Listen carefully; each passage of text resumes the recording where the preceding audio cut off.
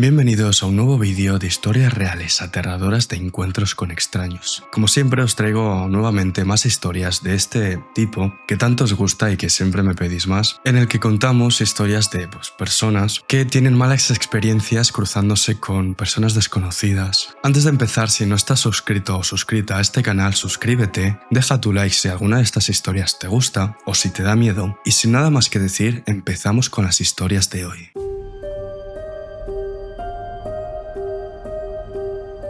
La primera historia se titula Un hombre misterioso me fotografiaba mientras dormía. La primera historia de hoy está protagonizada por una chica a la que vamos a llamar Melissa. Ella vivía con sus padres en el estado de Montana, en una buena zona de la ciudad, aunque literalmente estaban en la frontera con otro barrio de la ciudad que se consideraba de las zonas más peligrosas y subdesarrolladas del estado. Ese contraste no era tan notorio, ya que entre ambos lugares había una zona silvestre relativamente grande, por lo que Melissa tardó mucho tiempo en descubrir que prácticamente en sus narices había una plaga de agresores sexuales en un radio de 11 kilómetros. Incluso cuando lo descubrió, siendo una adolescente de 16 años, ella sintió que no era su problema, o que aquello no le afectaba, ya que su vecindario estaba muy bien cuidado, pero estaba muy equivocada. Y esta realidad le fue revelada un año después, con una serie de golpes en la ventana. La primera noche que los escuchó, ella estaba en su ordenador haciendo algunos trabajos para la secundaria. Su ventana está directamente detrás de su escritorio y tenía los audífonos puestos, por lo que al oírlo tuvo que quitárselos y darse la vuelta. Evidentemente no vio nada, salvo la casa del vecino enfrente y la oscuridad de la noche. Asumió que había sido una rama o algo así y siguió con lo suyo. La excusa de que fue un árbol o una rama o incluso el rosal debajo de su ventana se volvieron habituales. Durante un tiempo siguió escuchando tenues golpes, pero nunca comprobaba el origen, asumiendo que tenía una explicación completamente natural. Además, nunca veía a nadie frente a la ventana. Sin embargo, a medida que este sonido comenzó a hacerse más cotidiano, empezó a preocuparse de verdad. Por aquel entonces Melissa tenía un novio al que llamaremos Ian. Ambos tenían 17 años, aunque Ian lucía y actuaba un poco mayor, y a los padres de Melissa no les caía nada bien. Dado que no los dejaban tener citas, este chico empezó a colarse en la casa de Melissa por las noches, y en una ocasión, antes de que él llegara, ella escuchó los golpecitos en la ventana. Asumió automáticamente que era Ian, aunque era demasiado pronto para que fuera él. Y es que ellos acababan de hablar por teléfono unos 10 minutos antes. Así que mientras se levantaba de la cama, no podía dejar de pensar que aquello fue demasiado rápido.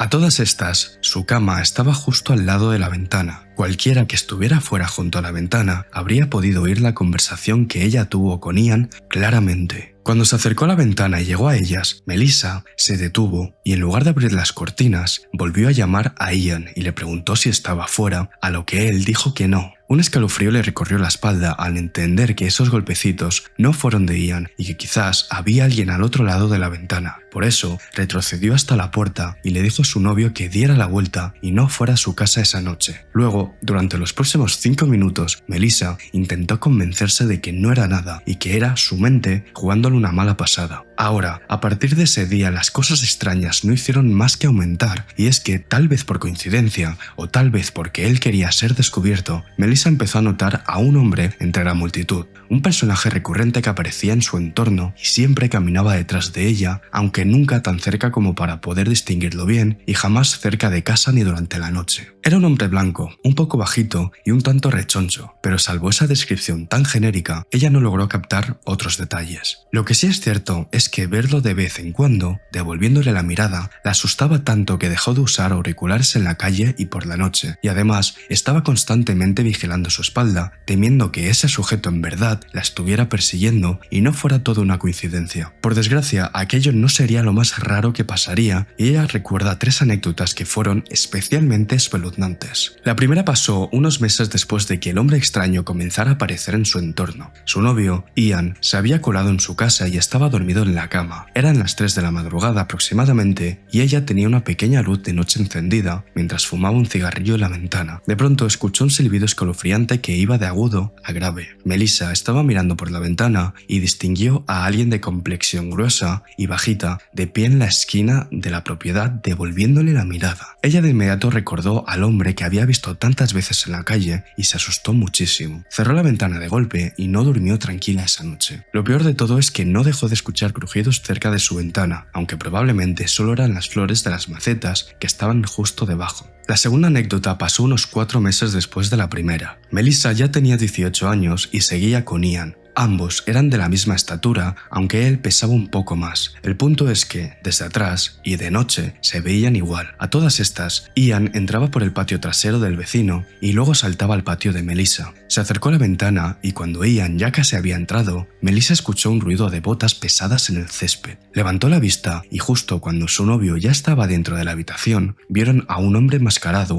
o encapuchado a unos 10 metros de la ventana. Sin saber si gritar o enfrentarlo, Melissa se quedó petrificada, pero Ian reaccionó, cerrando la ventana de golpe, con la esperanza de que ese sujeto no se atreviera a treparse al techo si sabía que ya lo habían visto. La verdad es que ambos estaban muy nerviosos. Conversaron el tema por un rato y vigilaron el exterior hasta que estuvieron seguros de que ese tipo ya se había ido. De pronto, surgió la idea de que quizás ese sujeto estaba siguiendo a Ian porque lo confundió con Melissa. Aquí es donde Melissa estuvo totalmente convencida de que las cosas raras que estuvieron pasando ese último año y medio no eran casualidad ni azar. Melissa era el centro de todas esas cosas raras, o más bien el objetivo.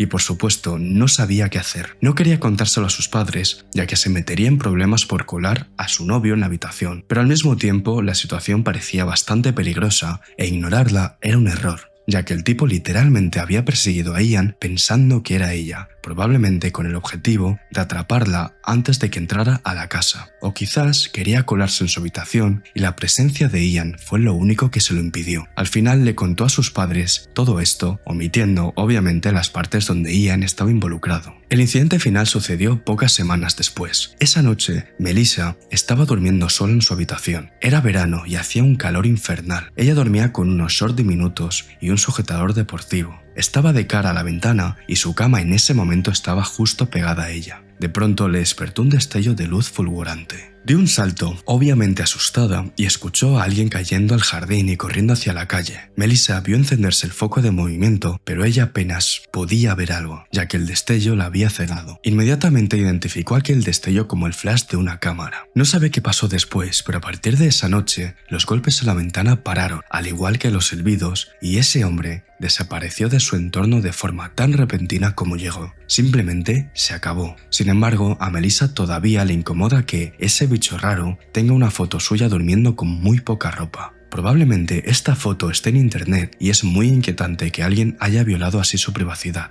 Es algo que todavía la mantiene despierta por las noches. Así que termina su historia con: al acosador que me fotografió mientras dormía cuando tenía 18 años, no nos veamos nunca más. Una historia muy escalofriante, sobre todo por el hecho de pensar en la facilidad que tienen algunos intrusos de colarse en tu casa. Y es que en Estados Unidos no es de extrañar que estas cosas pasen, ya que normalmente las casas tienen jardines abiertos y si tienen vallas suelen ser vallas pequeñas que puedes saltar sin ninguna dificultad. En lo personal, a mí me daría miedo vivir en una casa así, sabiendo que cualquiera se puede colar y entrar a tu casa y pues hacerte lo que le dé la gana. Y en el caso de Melissa, pues también es muy escalofriante que un tipo estuviera fotografiándola de noche. Y no solo fotografiándola, sino yendo a acecharla y a mirarla mientras dormía. En su lugar yo, por lo menos, habría puesto cámaras de seguridad o, no sé, dejar el móvil grabando por las noches con la esperanza de pillar a este intruso, ¿no? Aunque bueno, no creo que sirviera de mucho, ya que, como ha dicho, iba encapuchado o llevaba una máscara, no lo sé. Pero al menos así, yo que sé, tendría pruebas y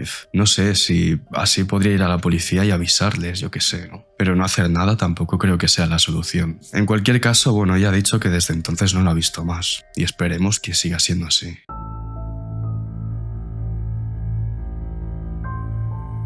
La siguiente historia se titula "Ese ruido es una respiración y está justo encima de mí". Esta historia le sucedió a un chico al que llamaremos Manuel, en su época como empleado de gasolinera. Tiene muchísimas anécdotas de ese periodo, pero la mayoría son solo un poco raras o incluso graciosas, aunque sí hubo algunos momentos escalofriantes. Y esta historia es sin duda una en las que pasó más miedo. Ocurrió un sábado de fútbol americano, así que la tienda estaba llena de gente desde el momento en que entró a su turno. La mayor parte de la noche fue igual, ya que estuvo trabajando como cajero, cobrándole a la gente que iba a comprar alcohol y otros artículos por el estilo. Eran alrededor de las 3 de la madrugada y la actividad finalmente empezó a disminuir. Solo había una docena de personas en la tienda que habían entrado en grupo. Manuel normalmente mantenía la cabeza baja y se concentraba en la transacción que tenía delante para no agobiarse, solo levantando la vista de vez en cuando para asegurarse de que la tienda no estuviera en llamas ni de que nadie se estuviera robando una caja de vinos. Ni siquiera estaba mirando a su alrededor cuando lo notó. Simplemente percibió algo extraño por el rabillo del ojo y giró la cabeza para mirarlo. Cuando Manuel lo vio bien, se sobresaltó. Era un hombre enorme que tenía los dos ojos completamente rojos como tomates cherry, húmedos que le salían de la cara. Manuel nunca supo su nombre, así que lo llamaremos Mr. Red Eyes. Manuel nunca había visto unos ojos tan rojos antes. Su piel era de un blanco casi translúcido y estaba empapado, aunque no había llovido en todo el día. Apretaba los dientes que parecían demasiado grandes para su boca y además temblaba mientras pasaba rápidamente junto al mostrador para dirigirse al baño. Manuel escuchó el portazo del baño desde la esquina. Intentó ignorar a ese aterrador sujeto y volvió a la transacción en la que estaba, diciéndose a sí mismo que necesitaba recordar exactamente dónde estaba este sujeto. Definitivamente no debía olvidar que Mr. Red Eyes estaba en el baño. Llamó a las siguientes personas en la fila para pagar, y después de unos 10 minutos la tienda se quedó vacía y Mr. Red Eyes seguía en el baño. Manuel pensó en llamar, pero le dio pánico la idea. Él deja claro que podemos llamarlo cobarde si queremos, pero sabía perfectamente sus limitaciones y lo solo que estaba cuando trabajaba en la gasolinera, sin mencionar que solo mide 1,70 m. Y no es que vaya exactamente a clases de boxeo o algo así para poder defenderse de un ataque de un sujeto gigante. Por eso no tenía intención de acercarse a esa puerta para enfurecer a un mastodonte que debía pesar el doble que él. Pero aquí es donde las cosas se ponen estúpidas por su parte, según sus palabras. Es difícil entender la lógica detrás del pensamiento de Manuel en ese momento, pero de pronto se convenció, de forma paranoica, que Mr. Red Eyes tenía una pistola o un cuchillo y que podría salir corriendo del baño y asesinarlo ahí mismo. Eso definitivamente no iba a pasar, pero el miedo superaba la probabilidad. En el otro extremo del espectro del miedo estaba una parte más tranquila de Manuel diciéndole: llevas 2 horas trabajando en esto y nunca pasa nada malo, estás haciendo un escándalo de nada. Y eso parecía bastante acertado. Hasta el momento Manuel se había encontrado con gente gritando que estaba dispuesta a saltar tras el mostrador y darle una paliza. También cuenta que lo han amenazado con seguirlo a casa o con esperarlo a que saliera del trabajo para pegarle una paliza.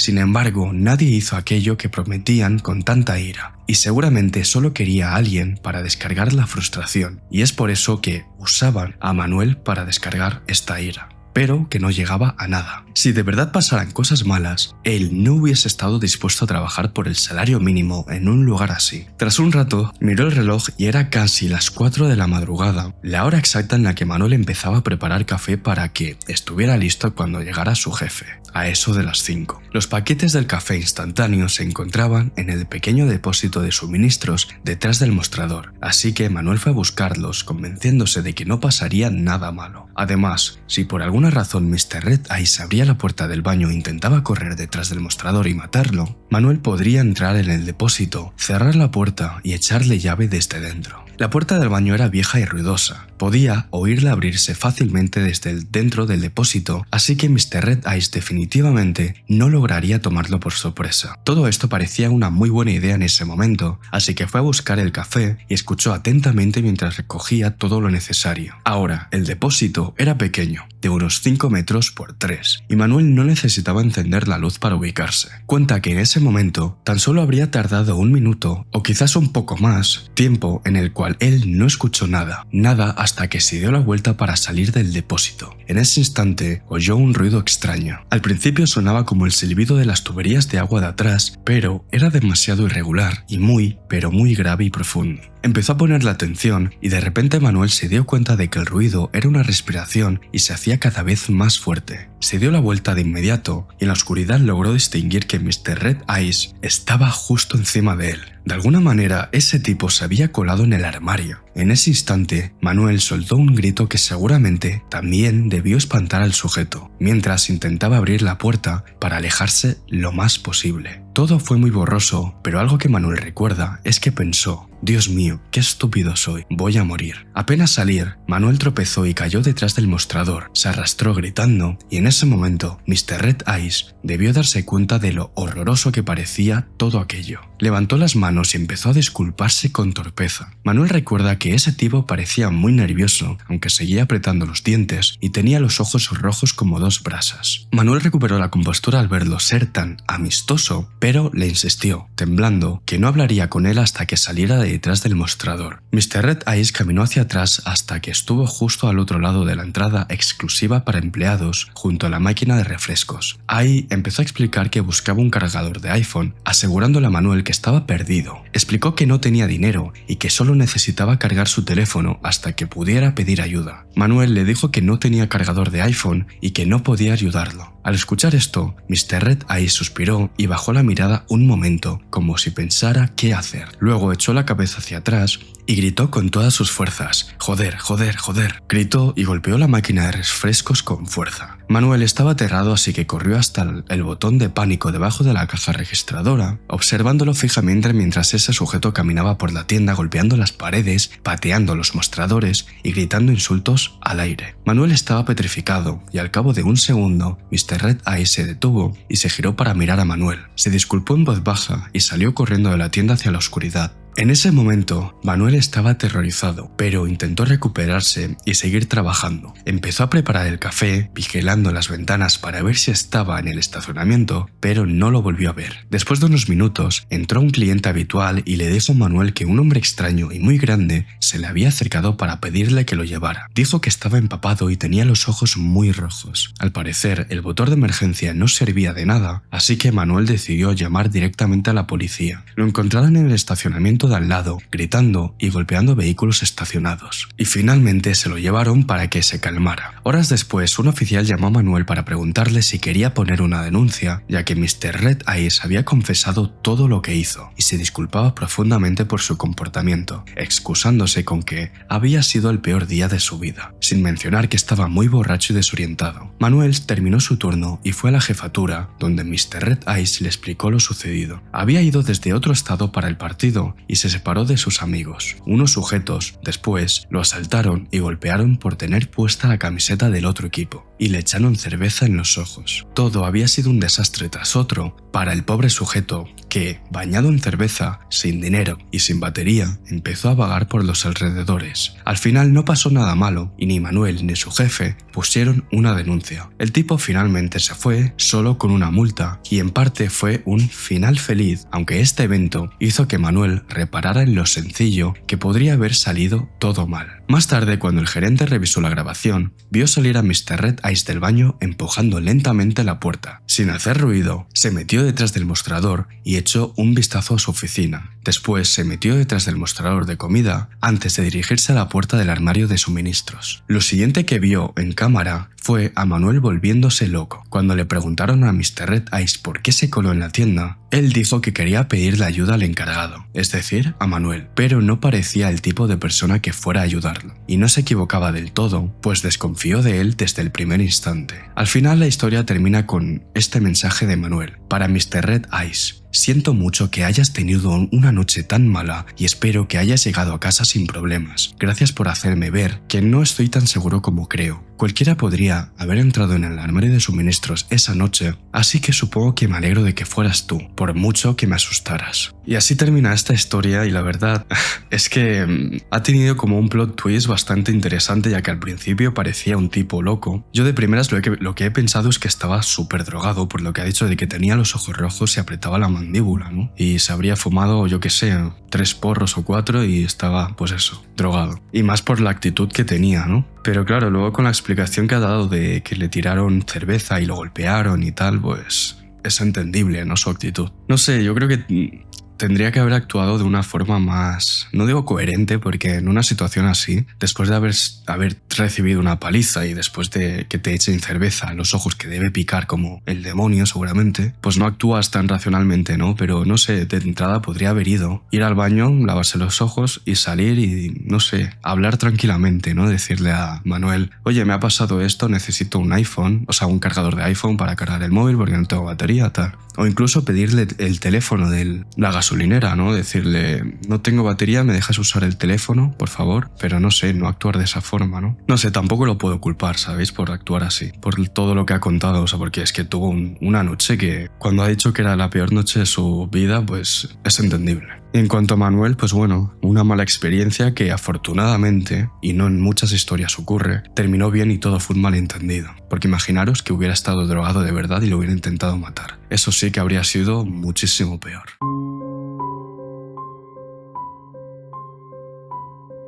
Antes de empezar con esta historia, quiero advertir de que hay maltrato animal por si alguna persona quiere saltárselo. La siguiente historia se titula «Creo que mi vecino mató a mi gato». Algunos vecinos pueden ser buenas personas, dispuestas a ayudar y hacer que la comunidad sea un lugar agradable para vivir, pero otros pueden ser unos verdaderos monstruos, como descubrió la protagonista de esta historia, una chica a la que llamaremos Pamela. Primero, un poco de contexto. Sus padres se divorciaron cuando ella tenía unos 10 años y su hermano Eric 8. Años antes del divorcio habían comprado una casa en un terreno bastante grande y ya que no se separaron en malos términos, decidieron dividirlo. La casa central la demolieron y la madre de Pamela empezó a construir una casa nueva para vivir con ella y Eric. Su padre, por otro lado, hizo lo mismo, pero con el objetivo de hacer una propiedad de alquiler. Avanzando rápido, cuando Pamela tenía 15 años, la casa todavía no estaba del todo lista. Por eso, ella, Eric y su mamá vivían en un departamento muy cerca de donde estaban construyendo la casa. La revisaban de vez en cuando y estaban esperando que fuera habitable para poder mudarse. Una noche, la madre de Pamela, una mujer a la que llamaremos Zoe, volvió del mercado y decidieron que irían a ver la casa. Cuando estaban estacionando frente al terreno, las luces del coche iluminaron a un hombre que estaba intentando saltar la cerca para entrar. A Pamela le dio mucho miedo, pero Zoe, lejos de tener miedo, estaba furiosa y se bajó del coche gritándole al sujeto, ¿qué carajos estás tratando de hacer? Era un hombre mayor, quizás de unos 60.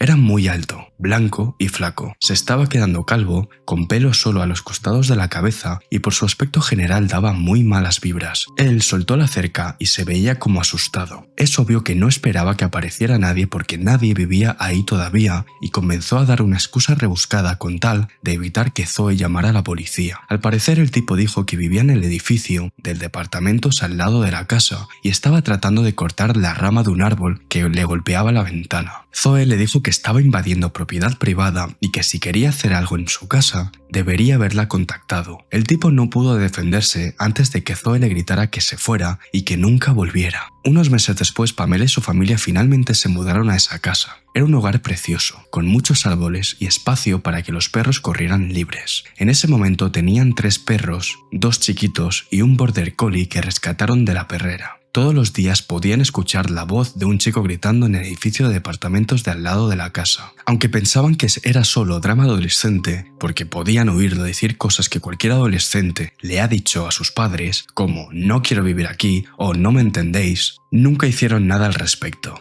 Sin embargo, en una ocasión los gritos del adolescente fueron más precisos y dijo algo que Pamela no olvidó. Ya no quiero vivir más con este maldito loco. Pasó un tiempo y la mejor amiga de Pamela, Jennifer, se mudó a un departamento en ese edificio. Dijo que podía escuchar a ese adolescente gritándole a su padre, sacándole en cara que era cruel y que lo odiaba. Y aquí escribe a que no adivináis quién era el padre. En efecto, aquel hombre espeluznante que intentó colarse una noche en la propiedad. Una noche, Pamela estaba comiendo fruta en el porche de su casa con sus perros cuando escuchó unos gritos, como si un hombre y una mujer estuvieran peleando. Miró alrededor y se dio cuenta de que venían del edificio al lado de la casa. Justo cuando volteó hacia el edificio, vio a una mujer cayendo de un balcón, pero no pudo ver si alguien la empujó. De inmediato, llamó a la ambulancia y llegaron muy rápido para llevársela al hospital. Al mismo tiempo llegó la policía y se llevó esposado a un hombre al que Pamela no pudo ver bien. Jennifer le contó, horas después, que el rumor era que ese hombre, al que de ahora en adelante llamaremos Frank, empujó a su esposa por el balcón, pero ella no presentaría cargos ya que fue un accidente. Poco tiempo después, el padre de Pamela terminó de construir su propiedad justo al lado de la casa de Zoe. Por aquel entonces, Pamela pasaba mucho tiempo en casa de Jennifer, que estaba justo al lado del departamento de Frank. Como Pamela ya mencionó, el patio de su casa estaba lleno de árboles y a veces podían verse animales ahí como lagartijas, serpientes, zorros y zarigüeyas. Ese día Pamela y Jennifer estaban en el balcón charlando cuando vieron una ardilla caminando por la cima de la valla que separaba la casa del edificio de departamentos. De pronto, en el balcón de al lado apareció Frank con una pistola y trató de dispararle a la ardilla. Ellas empezaron a gritarle y él las miró sorprendido e intentó esconder la pistola. No dijo nada y se metió a su departamento. Pamela entonces le contó esto a su padre y él le dijo que más nunca interactuara con ese hombre. Pasaron los días y Pamela cumplió 18 años. Las cosas se habían calmado bastante. Frank ya casi no peleaba con su esposa y su hijo. Por lo que supo Pamela a través de Jennifer, logró independizarse yéndose al ejército. Sin embargo, las cosas extrañas no tardarían en volver. Una tarde, a eso de las 4, Pamela estaba sola en casa y dado que estaba aburrida decidió salir a andar en bicicleta con su border collie, con su perro. Es una perrita muy dulce y está acostumbrada a hacer ejercicio y seguirle el ritmo en la bicicleta. Cuando volvieron a casa,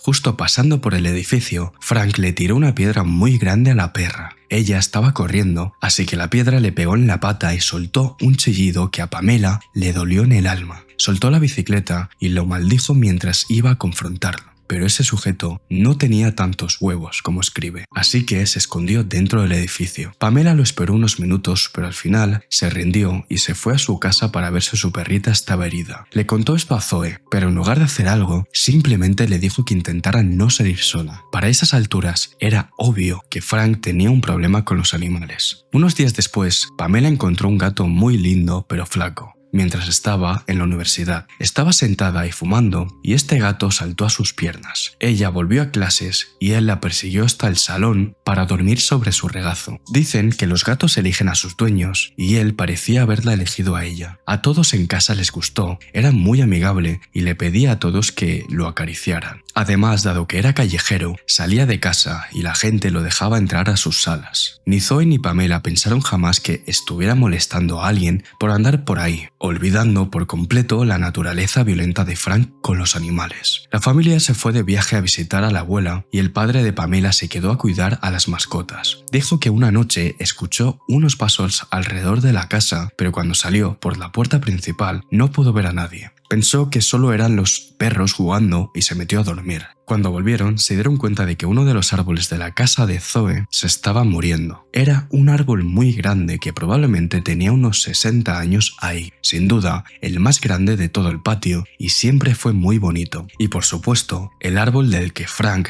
siempre se quejó ya que una rama golpeaba su ventana, cosa que no era cierta. El padre de Pamela fue a ver el árbol y descubrió muchos agujeros en él. Dijo que esa era una forma común de meter veneno dentro del árbol para matarlo. Aunque esto se lo dijo solo a Pamela, ya que si se lo decía a Zoe, la asustaría y la pondría muy triste, ya que los árboles fueron la razón principal para comprar esa propiedad. Pasó el tiempo y lograron sanar el árbol, pero Pamela y Eric tuvieron que mudarse a otra ciudad para terminar sus estudios. Pamela quería llevarse a su gato, pero Zoe la convenció de que no lo hiciera, ya que sería muy difícil acostumbrarlo a vivir en un departamento de estudiantes. Le gustaba mucho pasear, así que aceptó que se quedara con su madre. Unos días después, Zoe la visitó y le dijo la triste noticia de que el gato había muerto. Eso le rompió el corazón a Pamela, que preguntó cómo había pasado. Pues sucede que lo encontró con el cuello roto frente al edificio de departamentos al lado de la casa, y era obvio para ambas quién le hizo eso al pobre. No tenían ninguna prueba, pero ¿conocéis esa sensación de que, aunque no tengas pruebas, simplemente lo sabes? Pues eso le pasaba a Pamela. Lloró mucho y solo escribir esta historia en Reddit la hizo llorar.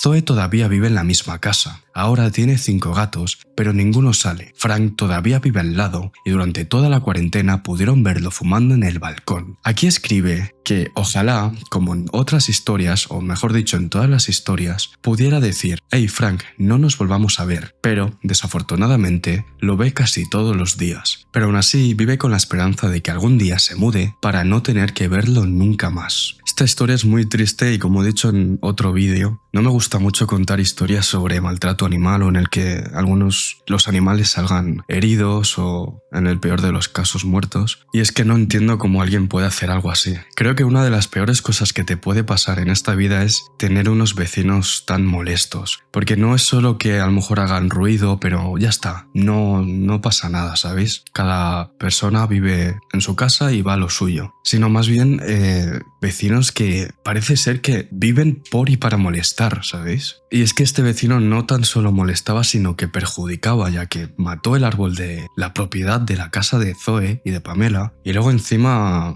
mató a su gato. O sea, no sé, sin duda es una de las peores cosas que te puede ocurrir, vivir con un vecino que esté loco. Y lo peor de esta historia es que, claro, la casa era de propiedad, no era alquiler, entonces no se podían mudar, por lo que tienen que aguantarlo hasta que alguno de los dos se mude.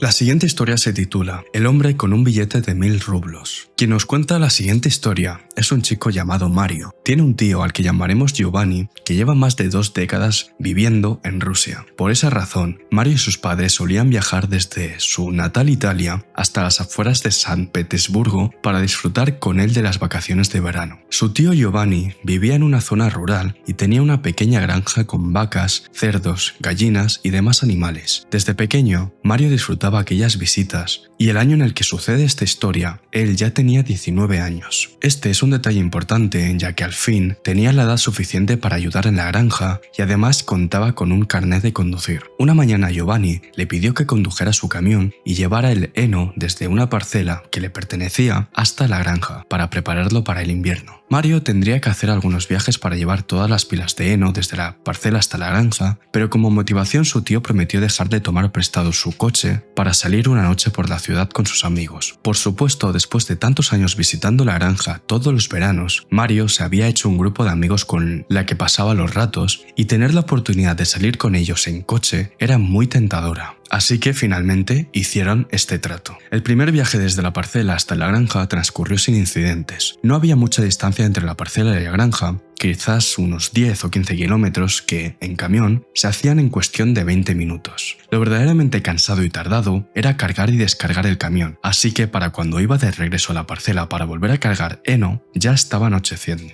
Mario estaba conduciendo de regreso a la granja con el otro cargamento de heno. Para entonces era bien entrada la noche y la carretera no estaba del todo bien iluminada, pero aún así logró ver a un hombre que, de repente, apareció en el camino, sonriendo y sosteniendo un billete de 1000 rublos. Mario no se hubiese frenado, de no ser porque el sujeto prácticamente saltó a mitad del camino, a riesgo de que lo atropellaran. El tipo era un hombre de edad media, 40 o quizás 50 años, con la piel arrugada y le faltaban algunos dientes. Un segundo después, el tipo estaba de pie junto a la puerta del camión y empezó a mover el billete de un lado a otro, ondeándolo como si fuera una bandera mientras le pedía amablemente a Mario que lo llevara y él le pagaría con el billete. Mario no está seguro de cuánto es el cambio exacto, pero 1000 rublos no podía ser más de 10 euros o algo así, y aunque era dinero fácil, algo estaba fuera de lugar con ese sujeto, aunque él no lograba identificar qué exactamente. Por esa misma razón, decidió ir a lo seguro y, aprovechando que ese sujeto se había quitado de en medio, le pidió disculpas y se puso en marcha de nuevo, de regreso a la granja de su tío Giovanni. Y mientras iba de regreso, se sintió un poco culpable por dejar a ese hombre allí, pero en su defensa cuenta que era un chico de 19 años que conducía un camión que ni siquiera era suyo y cargado con toneladas de heno que, cabe destacar, cuesta bastante dinero. Por supuesto que no quería arriesgarse a que lo secuestraran, lo robaran o algo parecido. Con esto en mente, tranquilizó a su conciencia y en pocos minutos se olvidó por completo del encuentro con ese hombre. Poco después, Mario escuchó un ruido extraño que venía de la parte trasera del camión. Algo golpeaba la puerta metálica y eso lo asustó mucho porque pensó que podría haber estado tirando heno sin darse cuenta por todo el camino, es decir, que se le hubiera estado cayendo. Así que detuvo en seco el camión y saltó del asiento para poder revisar la parte trasera. Miró con cuidado la puerta y cada uno de los pestillos detrás del camino de asfalto, pero nada se había salido del camión. Todo parecía estar bien, así que se encogió de hombros y volvió a la cabina del camión. Estaba a punto de abrir la puerta y entrar cuando se le fue el corazón al estómago al ver al sujeto sentado en el puesto de copiloto, sonriéndole y extendiéndole el billete de 1000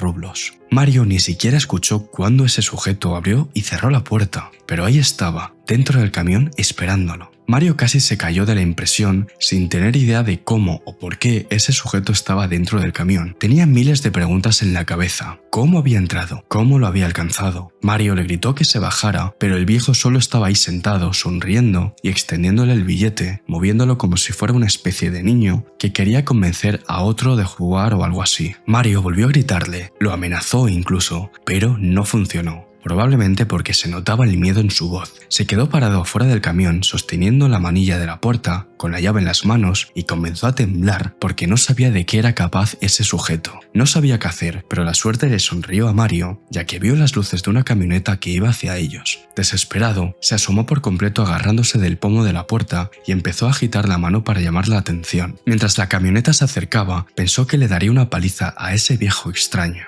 La camioneta ya casi los alcanzaba y Mario decidió mirar dentro de la cabina. El sujeto ahora estaba deslizándose hacia el asiento del conductor con la cara pegada a la ventana. Miraba fijamente a Mario y ese gesto lo hizo caerse del susto. Los segundos que estuvo en el piso, Mario escuchó cómo se abría la puerta. Se puso de pie de un salto y vio cómo el tipo, con un billete apretado en su mano, se le acercaba y se lo extendía de nuevo. Fue entonces cuando Mario se dio cuenta de lo que sostenía en la otra mano. Una pequeña hacha de cocina, de esas que se usan para cortar huesos. Aquello se había convertido en un encuentro con un extraño a un encuentro con un posible homicida. Mario retrocedió y justo en ese momento llegó la camioneta y se detuvo justo al lado. En ese momento el sujeto pareció darse cuenta de que ya no estaban solos y salió corriendo bajándose por el lado del copiloto y alejándose del camino en dirección hacia el bosque. El conductor de la camioneta se asomó y le preguntó a Mario qué pasaba. Él, en medio de un ataque de pánico, le gritó que había un hombre con un hacha de cocina amenazándolo, mientras señalaba hacia el bosque. El tipo entonces hizo lo más sensato. Cerró las puertas de su camioneta con llave y le preguntó a Mario si tenía las llaves de su camión. Cuando le dijo que sí, le ordenó a Mario que se subiera a su camión y bajara los seguros. Él volvió al camión, cerró las puertas con llave y esperaron un rato juntos. En retrospectiva no sabe muy bien a qué esperaban, tal vez a calmarse, o quizás el otro conductor quería ver al supuesto agresor. Pero pasaron 10 minutos y no regresó. Todo se calmó y el conductor de la camioneta decidió que ya era seguro salir de los coches. Se dieron las manos y se presentaron antes de fumar un cigarrillo. En cuestión de unos 10 minutos, Mario le contó lo sucedido desde el principio, mientras el conductor, al que llamaremos Sergei, asentía con la cabeza y miraba a su alrededor, como si buscara algún movimiento al otro lado del bosque. Entonces, Sergei le aconsejó que nunca parara el coche en la carretera, pasara lo que pasara, y menos si iba de noche. No importaba si debía golpear a alguien, con el coche o lo que fuera, pero no debía detenerse, ya que según sus palabras, nadie bueno se esconde en los caminos de noche. Él era un conductor de largas distancias y al parecer hablaba por experiencia, así que Mario aceptó el consejo y tras despedirse, cada quien se subió a su vehículo y se separaron. Cuando Mario llegó a la granja, le contó a Giovanni lo sucedido y como era de esperar, se puso histérico. Al poco rato, el vecino que siempre se encargaba de descargar los camiones de Giovanni llegó a la casa y sinceramente Mario se alegró de que lo relevaran de esa tarea. Estaba exhausto mental y físicamente y sinceramente se arrepentía de aquel trato que le aceptó a su tío para transportar el heno, es decir, cargar heno y transportarlo a cambio de una noche con su coche. Mario estuvo pensando toda la noche en cómo lo había alcanzado ese tipo. Cuenta que él no iba a exceso de velocidad, es decir, no iba rápido con el camión, pero tampoco iba a paso de tortuga. La única suposición, y probablemente la más posible, es que corrió tras la camioneta y de alguna manera saltó a la parte trasera. Se mantuvo ahí un rato y luego empezó a hacer ruidos para que Mario se detuviera a investigar y así fue como logró subirse a la cabina. Nunca volvieron a ver a ese hombre desde entonces y hasta el día de hoy Mario no tiene ni idea de qué se trataba todo aquello. ni de qué habría pasado si Sergei no hubiese llegado por la carretera en ese momento. Por suerte, Mario no tuvo necesidad de averiguarlo y, en definitiva, le debe la vida a Sergei y a su puntualidad. Y en cuanto al viejo con su estúpido billete de 1000 rublos, solo hay una cosa que decir: no nos veamos nunca más. Historias de encuentros en medio de la carretera y más de noche son de las más aterradoras, porque literalmente es un lugar en el que estás solo y te pueden hacer lo que quieran, porque no hay nadie para detenerlos. Entonces muchas veces ahí es cuestión de vida o muerte, defenderte tú mismo. Porque si no hubiera llegado Sergei, como ha dicho, imaginaros lo que hubiera hecho ese hombre con el hacha de cocina, o sea, para empezar, ¿por qué tendría un hacha de cocina? Si no es para atacar o hacer algo mal. En fin, una historia muy aterradora.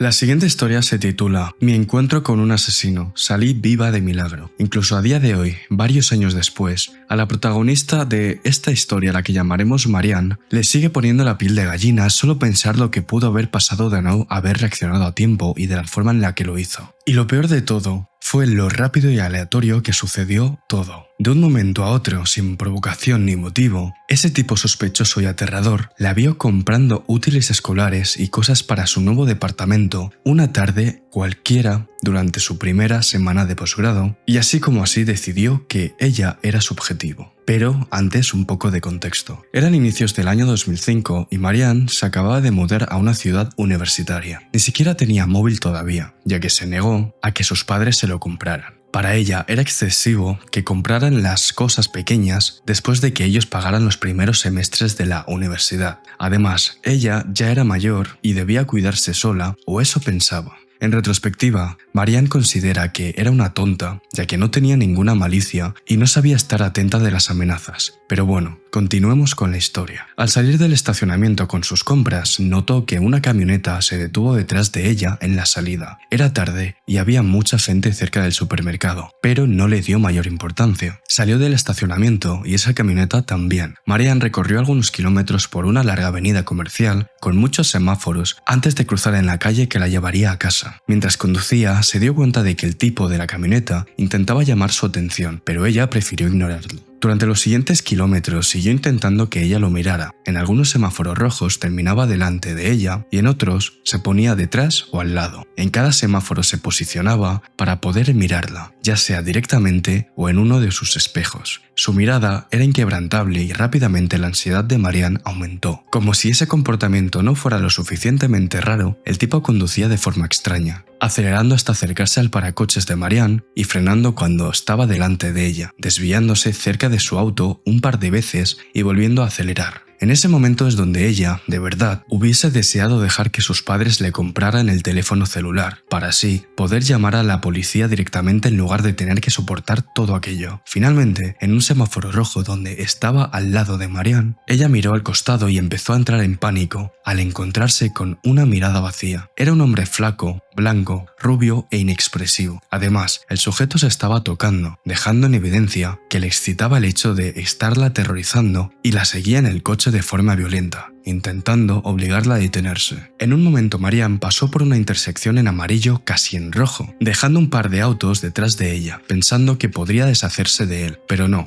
Ese sujeto estaba fuera de sí y de manera temeraria rodeó los autos en el semáforo. Se saltó el rojo y volvió a ponerse delante de ella. Ella estaba desesperada por librarse de ese loco y se dio cuenta de que, cerca de donde estaban, había una rampa de entrada a la autopista. Trató de engañarlo poniendo la señal de cruce y entrando en el carril de incorporación. Él mordió el anzuelo y subió por la rampa. Ella obviamente siguió derecho, pisando el acelerador con la esperanza de perderlo, pero ese hombre estaba tan loco y tan fuera de control que saltó la valla de seguridad con la camioneta, destrozándola en el proceso seguramente, y bajó por el terraplén solo para poder seguirla. En otro semáforo se volvió a poner al lado de Marianne y aunque ella giró a último segundo a otro sitio para perderlo, no funcionó, porque él hizo un giro en U y se saltó otro rojo para seguirla, sin importarle si chocaba o mataba a alguien en el proceso. Marianne estaba teniendo un ataque de pánico y no era para menos. Sin móvil, sin sentido en la orientación y en una ciudad nueva, realmente no sabía qué hacer, así que se puso rock clásico y se obligó a cantar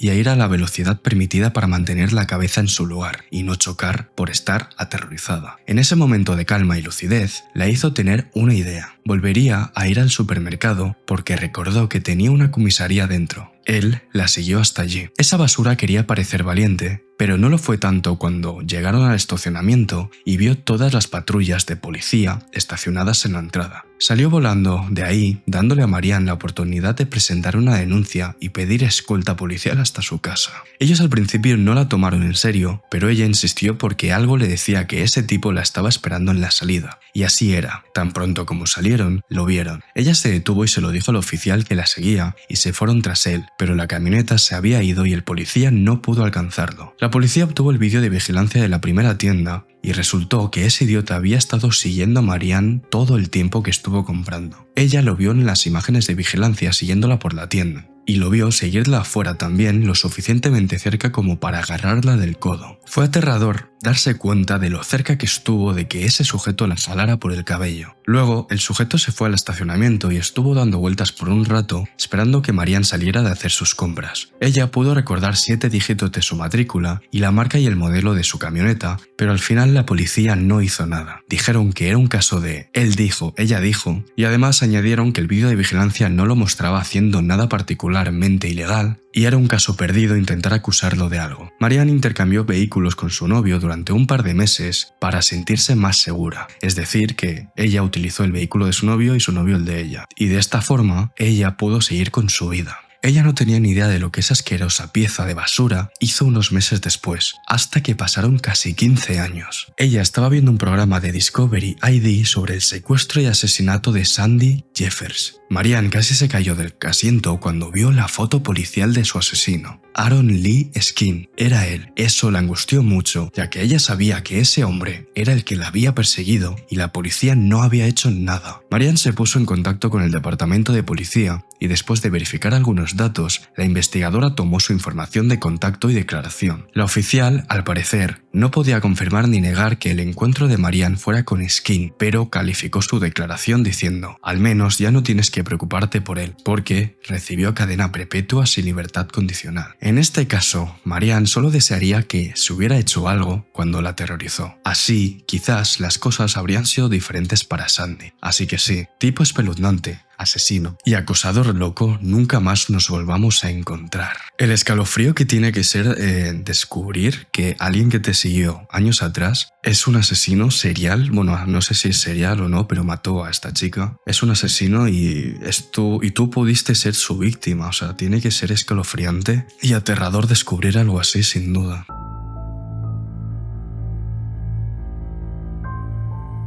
La sexta historia de hoy se titula «La abstinencia la llevó a matar a su propio padre». En 2015, nuestro protagonista, un joven llamado Arturo, trabajaba como auxiliar de salud a domicilio para una familia adinerada. Durante horas solo eran su paciente y él, viviendo en un bonito piso en un barrio tranquilo junto a un campo de golf. Ambos eran bastante jóvenes. Arturo tenía 27 años y su paciente, Marlon, era un chico de 21 años con síndrome de Asperger, trastorno de ansiedad social y trastorno límite de la personalidad, además de algunos problemas de abuso de sustancias. Recientemente se había metido en problemas y había sido declarado legalmente incompetente. Marlon era un buen chico, pero tenía graves problemas emocionales y casi ninguna conciencia social, agravada por su negativa a tomar la medicación recetada, cosa que por otro lado no tenía ningún sentido, ya que le funcionaba de maravilla. O sea, le venía bien tomar esta medicación, pero él no se la tomaba. Además, su adicción a las drogas hacía que los adictos de la calle, que, por desgracia, él consideraba amigos, se aprovecharan de su situación privilegiada. Es decir, que tenía dinero. Justo antes de que Arturo se mudara, junto a Marlon, 6 amigos, y lo escribe entre comillas, fueron a visitarlo a él y a pasar el rato juntos. Bueno, al parecer, esta visita de unos días se convirtió en un par de semanas, y vaciaron su cuenta bancaria para comprar diversas drogas como metanfetamina, cocaína y éxtasis. Destrozaron todo el piso de Marlon y él se sintió más solo y usado que nunca. Esas semanas fueron para él un golpe de realidad en su cara y se dio cuenta de que no podía decirle que no a nadie. Marlon solo quería caerles bien, como si fuera un adolescente de 15 años, en lugar de un hombre de 21. En retrospectiva, Arturo supone que esa actitud tiene una explicación. Marlon recurrió a las drogas para lidiar con la depresión y la ansiedad, y también para encajar con la gente que lo rodeaba. Por suerte, ahora está mucho mejor, Arturo llegó pocas semanas después y era un trabajo genial. Cuenta que le pagaban muy bien, vivía en un bonito piso sin pagar alquiler y básicamente solo tenía que mantener la casa limpia, tener comida en el refrigerador y asegurarse de que Marlon tomara sus medicamentos. Cuando Arturo se mudó, la madre de Marlon, Yasmín, le advirtió sobre la hija de un vecino que a veces se quedaba con su padre. Le dijo que se llamaba Kayla y que parecía más joven, pero tenía 40 años, era alta, rubia y muy delgada. Le advirtió que esa mujer no tenía coche ni trabajo y que era una adicta que le gustaba usar a Marlon. El padre de Kayla tenía la custodia de sus 2 hijos, así que ella iba a visitarlo y se quedaba unos días a la semana. Yasmín le dijo que un día Kayla le pidió prestado el coche a Marlon durante 1 hora y terminó huyendo con él durante 2 semanas. Kayla también fue quien le presentó a Marlon estos 6 amigos que le destrozaron el apartamento. Esa mujer era una mala noticia y nunca debía dejarla entrar al departamento. Si acaso Arturo veía a esa mujer, debía llamarla de inmediato. Yasmín fue bastante clara con que no esperaba que Arturo fuera un guardia de seguridad, pero que por favor le avisara si las cosas se salían de control. Antes del evento principal de esta historia, Arturo tuvo varios encontronazos con Kayla. En un par de ocasiones tuvo que decirle educadamente que no podía entrar al departamento, que Marlon no podía llevarla a la tienda ni a ningún sitio y que Marlon no podía ir a una fiesta en casa de su novio y muchos otros no, que ella parecía no entender, o que más bien fingía no entender. Kayla siempre estaba despistada, hablaba despacio y parecía ausente. En una ocasión, y sin que él se lo pidiera, ella le explicó que la habían atropellado hacía poco mientras iba en bici y se quejó de que fue ella quien acabó en la cárcel. Arturo obviamente no le creyó nada y mientras ella le hablaba, él se dio cuenta de que esa mujer debía consumir muchos Xanax, o que como mínimo estaba bajo los efectos del alcohol mientras le contaba esa disparatada historia de injusticia. Para el que no lo sepa, el Xanax es un medicamento que se usa para tratar la ansiedad y los ataques de pánico, pero que al parecer también se usa como droga. Volviendo a la historia, algo que hay que admitir es que nunca fue agresiva, pero era evidente que a Arturo no le caía bien y a menudo decía cosas como: Marlon es muy independiente, es un adulto, no necesita tu permiso. Y siempre que hablaba con Marlon, ya que en algunos momentos era inevitable y se la encontraba en el gimnasio o en el estacionamiento, ella aprovechaba para susurrarle cosas como: ¿por qué no nos deshacemos de ese idiota y nos vamos de fiesta? Por suerte, Marlon nunca picó ese anzuelo, reconociendo en esa actitud un intento de manipularlo para sacarle dinero. Dado todo este contexto, volvamos al incidente. Marlon en esa ocasión estaba fuera del estado con su padre, por lo que Arturo tenía unas mini vacaciones pagadas. Su mejor amiga aprovechó para pasar unos días con él y estaban bebiendo un poco para pasar el rato en la terraza del apartamento. Eran como las 11 de la noche cuando oyeron que llamaban suavemente a la puerta. Arturo fue a investigar por la mirilla y vio que era Kayla, así que la ignoró y volvió a la terraza. Pensó que con eso bastaría, pero ella golpeó más fuerte unos 30 segundos después. De nuevo, la vio por la mirilla y en lugar de irse se había sentado frente a la puerta. Arturo le contó la situación a su amiga y esperaron a ver si se iba. Pasaron 10 minutos y volvió. Esta vez estaba golpeando la puerta como un policía. Arturo se estaba molestando porque en ese momento realmente no estaba trabajando y de verdad no quería lidiar con sus locuras, especialmente cuando su mejor amiga estaba de visita, así que no dijo nada y volvió a su asiento. Sin embargo, Kayla no se rindió, pero esta vez golpeó como una persona normal y empezó a decir: ¿Hola? ¿Marlon? Abre por favor, necesito ayuda. Era frustrante ya que parecía que no iba a rendirse e incluso se atrevió a intentar abrir la puerta. Al parecer, Marlon le había dado la llave alguna vez, pero cuando Arturo llegó, se cambiaron las cerraduras y al darse cuenta de eso, se enfureció y empezó a gritar y a golpear el pomo. Eso era el colmo para Arturo, que volvió a levantarse para calmar a su amiga y se asomó por la mirilla. Kayla parecía un demonio, tenía las pupilas dilatadas, el pelo enredado y alborotado, estaba sudorosa y tan roja que parecía que iba a explotar. Arturo al fin abrió la puerta y ella le preguntó acelerada por Marlon, exigiendo que la debía llevar a casa de su novio de inmediato porque le debía dinero y esa sería la forma de pagarle. Arturo se rió en su cara y le dijo que Marlon no estaba. De inmediato Kayla cambió su actitud de grosera y odiosa a gentil y le preguntó si podía llevarla a él. Obviamente le dijo que no, aunque tuvo la sutileza de darle una buena razón, y es que había estado bebiendo bastante. Soltó un grito de frustración, golpeó la puerta y se fue de nuevo. Arturo y su amiga se acostaron poco después y no volvió a verla en persona. A la mañana siguiente se preparaban para ir a desayunar cuando oyeron que llamaban a la puerta, como si fuera un policía. Arturo miró por la mirilla esperando ver a Kayla, pero esta vez era un policía de verdad. Abrió la puerta y su amiga le dijo que el aparcamiento estaba lleno de patrullas, una furgoneta de la unidad de la escena del crimen y una ambulancia. La verdad es que Arturo pensó que Kayla había sufrido una sobredosis o algo así. El oficial quería preguntar si escucharon algo raro anoche y Arturo no dudó en contarle su encuentro con Kayla y le preguntó si estaba bien. Por un segundo dudó, pero al final el oficial admitió que estaba detenida por el asesinato de su padre.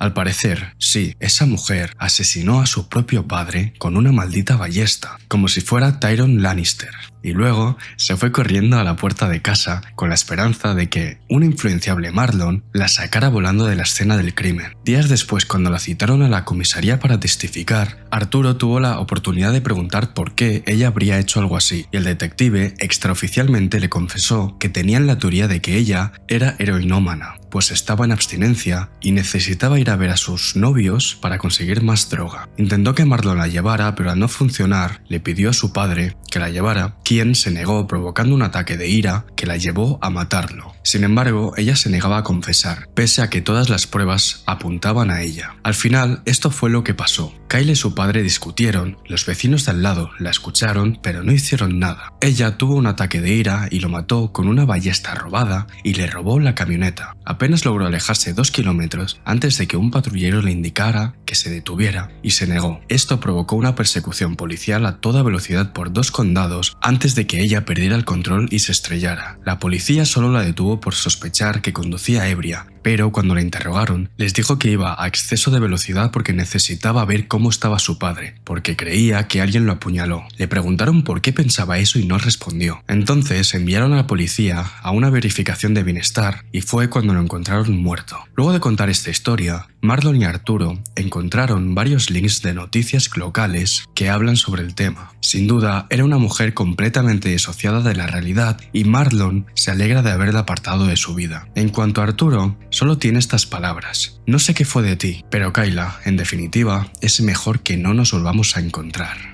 Vale, ya he dejado unos links y estoy intentando abrir estos links, pero al parecer no deja porque o han borrado las páginas o no está permitido en mi región. Como podéis ver, pues pone página no encontrada.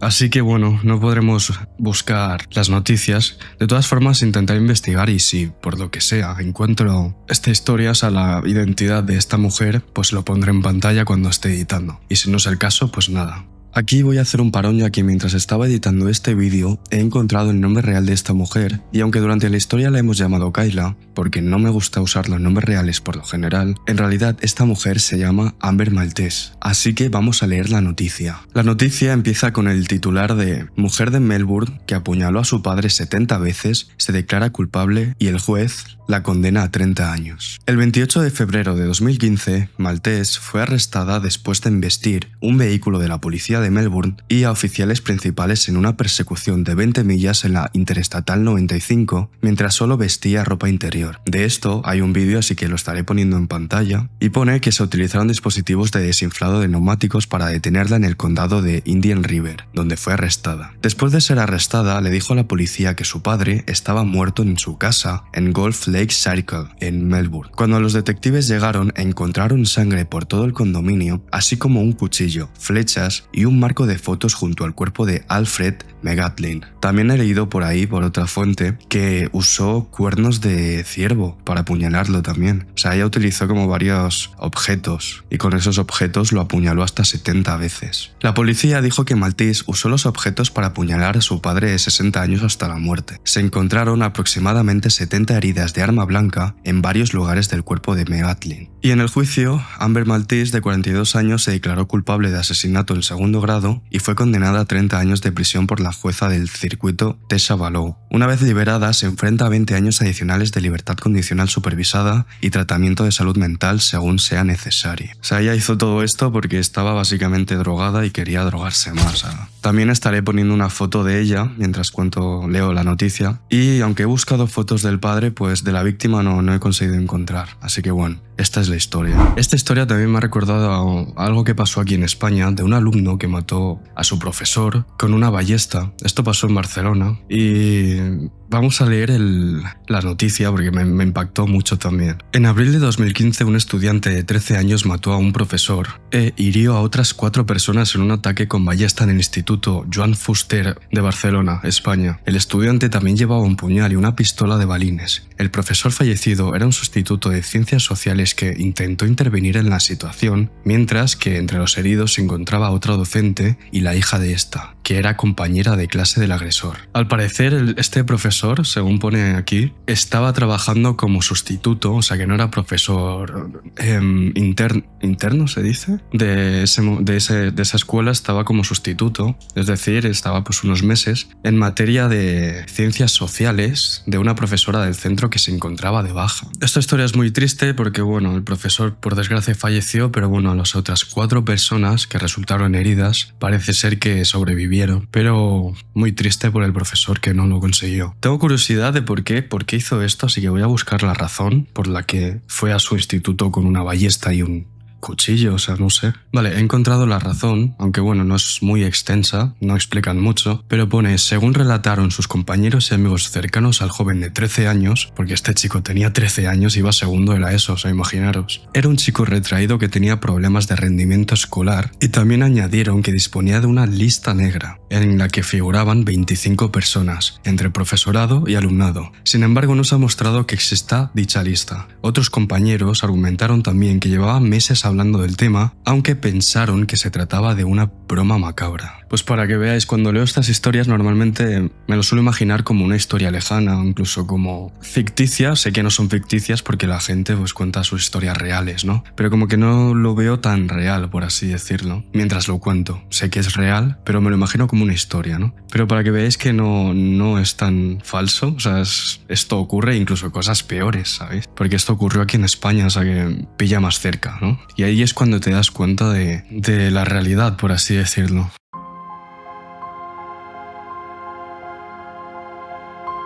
Pasamos a la siguiente historia, que se titula Tiroteo afuera de mi casa. Esta historia está protagonizada por una mujer a la que llamaremos Connie, que por aquel entonces vivía con su única hija, una pequeña recién nacida a la que llamaremos Bibi, y también vivía con su exmarido al que llamaremos Duncan. Una noche cualquiera, Connie estaba sola en casa con su hija. Bibi dormía en su cuna junto a la cama y Duncan estaba trabajando. Hay que resaltar que la casa era bastante antigua y la habitación de Connie estaba en el segundo piso. Además, aunque tenían vecinos cerca, las casas estaban lo suficientemente lejos como para que el ruido de los otros no los molestara. Era alrededor de medianoche cuando Connie se despertó para darle el biberón a Bibi. Mientras la bebé se dormía de nuevo, ella se quedó en la cama mirando el móvil, intentando cansarse para volver a dormir. Ella deja claro que siempre ha sido cautelosa con creer las noticias que la gente publica en Facebook sin ninguna fuente, pero después de revisar un rato, se dio cuenta de que algunas personas habían hecho la misma publicación y luego se encontró con un artículo que decía que había un asesino prófugo en la zona. Al parecer, ese sujeto había matado a un hombre en el pueblo de al lado y huía de la policía, es decir, aún estaba ocurriendo, aún estaba huyendo. El artículo aconsejaba a la gente quedarse en casa, cerrar las puertas con llaves y asegurar las ventanas, ya que el sujeto se consideraba armado y peligroso. Cosas como esas eran raras donde Connie vivía, así que por supuesto se asustó. Le envió un mensaje de texto a Duncan, pero él desestimó sus preocupaciones, asegurándole que solo eran unos cuantos alarmistas compartiendo tonterías en Facebook.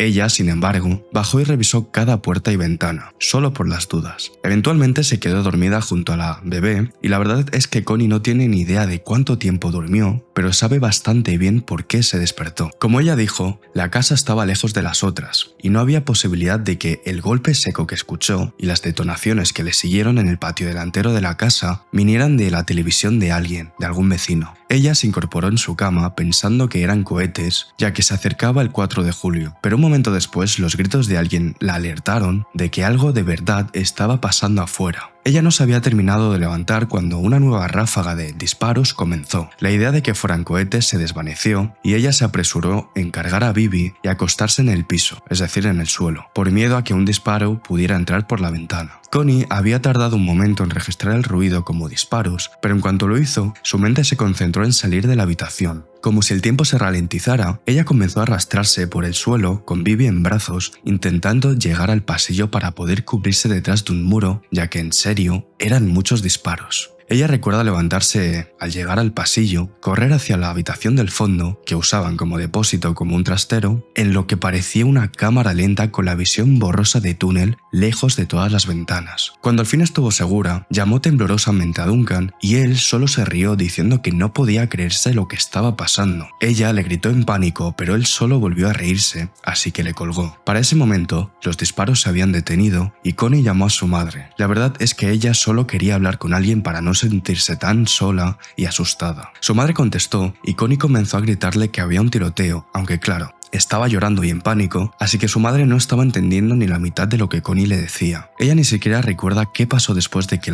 le dijera todas estas cosas a su madre, porque de repente colgó y dejó el teléfono en el suelo. Connie se quedó en el trastero sentada, no sabe cuánto tiempo, abrazada a Bibi, la cual ni siquiera lloraba, porque aunque se había despertado por todo el ajetreo, volvió a quedarse dormida. Un rato después, el teléfono de Connie sonó. Era su madre, que le decía que iba en camino a la casa, lo que hizo que ella entrara en pánico y le pidió a su madre que por nada del mundo fuera a casa, ya que no sabía qué estaba pasando ni en qué momento podría empezar otro tiroteo. En ese momento su madre le gritó que ella ya estaba en su calle, pero que la policía la había bloqueado. Después de un rato y de explicarles a la policía que su hija vivía en esa calle, dejaron pasar a la madre de Connie. Al parecer, la policía había perseguido a un sospechoso hasta ese barrio residencial y el sujeto comenzó un tiroteo al verse acorralado. Para ese momento, el tirador ya estaba muerto. Cuando la madre de Connie subió al porche, ambas vieron huellas húmedas de barro subiendo por los escalones y manchadas en la puerta, como si lo hubiera pateado. Ahora, ella sabía que ese primer golpe seco que la despertó fue la patada que ese tipo le dio a la puerta. De todas las casas del barrio, ese sospechoso justo iba a entrar a la casa de ella, pero gracias a Dios puso los seguros y le pasó pestillo a la puerta. Para el momento en que su madre llegó, eran las 5 de la mañana. Aunque era verano, todavía estaba completamente oscuro. Ambas se sentaron tranquilamente en la luminosa cocina, tomando café con cansancio y pasándose a Bibi para mantenerla tranquila. Duncan llegó a casa poco después y ya no se reía. Se lo creyó todo en cuanto vio a la policía afuera y la carretera cortada. Resulta que lo que pasó fue que un hombre había matado a alguien en el pueblo de al lado, a unos 20 minutos de distancia, y corrió hacia el barrio de Connie a ciegas. Al parecer, el sujeto no tenía ningún plan, simplemente intentaba huir. Por eso no se entiende por qué, en un ataque de locura, mató a un transeúnte a 2 carriles de distancia y siguió corriendo hasta que terminó en el patio trasero de la casa de Connie. Fue entonces cuando apareció la policía. Él intentó entrar a la casa, pero al no lograrlo empezó a dispararles, así que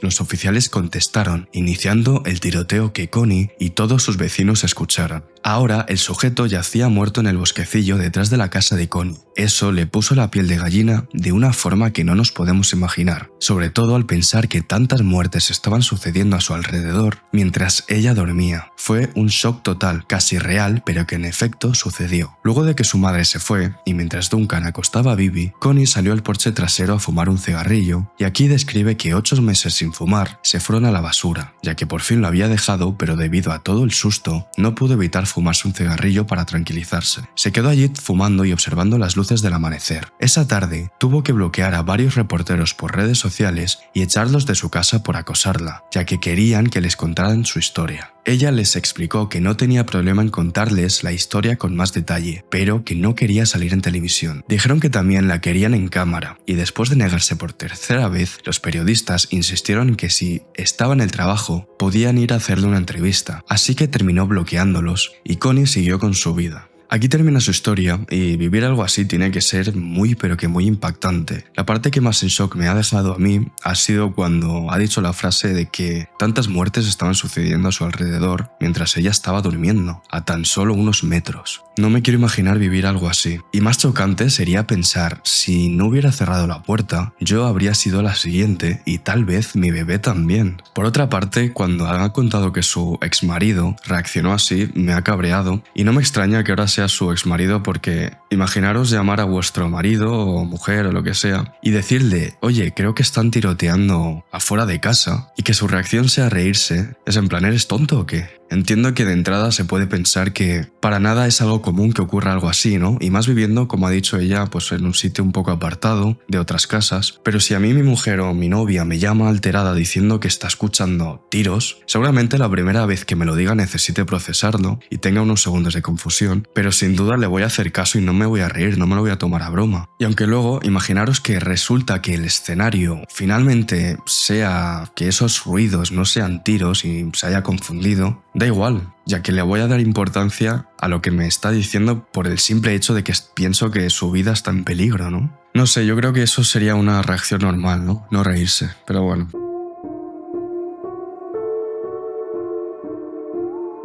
Esta historia se titula Un chico me acompañó al trabajo justo después de cometer un crimen atroz. Este incidente ocurrió a mediados de 2023 en un pequeño pueblo donde no hay mucha delincuencia ni es precisamente peligroso. Su protagonista, Fiona, trabajaba a tiempo completo en una pequeña tienda de tecnología en el centro comercial cerca de su casa, que no quedaba a más de 5 minutos en autobús. Su horario fluctuaba un poco entre semanas, pero la mayoría de sus turnos eran de cierre, bien entrada a la noche. Lo cierto es que a otros compañeros se les hubiese hecho muy incómodo ese horario, pero dado lo cerca que vivía, Fiona lo prefería. Siempre le daba tiempo suficiente para dormir hasta tarde, prepararse la comida y llegar al centro comercial para comprar algo de beber antes de empezar su turno de 8 horas. Un día, mientras se preparaba para caminar a la parada del autobús, vio un gran alboroto justo enfrente de su casa, en el ayuntamiento del pueblo. Todavía tenía tiempo de sobra, así que se acercó a curiosear, cruzando la calle justo a tiempo antes de que pasaran varios coches de policía y una ambulancia, con las sirenas tan fuertes que seguro que todo el barrio los escuchó. Ella se preguntaba qué estaba pasando, pero al ver que más gente se acumulaba alrededor, terminó por ignorar lo que estaba pasando y volvió a caminar hasta la parada de autobús, que estaba a 2 calles de distancia. Mientras esperaba en la parada, Fiona vio a un chico a unos 5 metros de la parada. Tendría unos 20 y tantos años y la miraba fijamente, con los ojos negros y una expresión bastante vacía. Eso sí, no había nadie más aparte de ellos dos, y lo que hubiese sido una interacción incómoda se volvió extraña y amenazante. Ella recuerda claramente que pensó que ese sujeto parecía raro, no solo por el hecho de quedársele mirando de una manera tan intensa, sino también por estar usando jersey, una mochila de campista y botas de obra que eran demasiado grandes para su figura alta y delgada.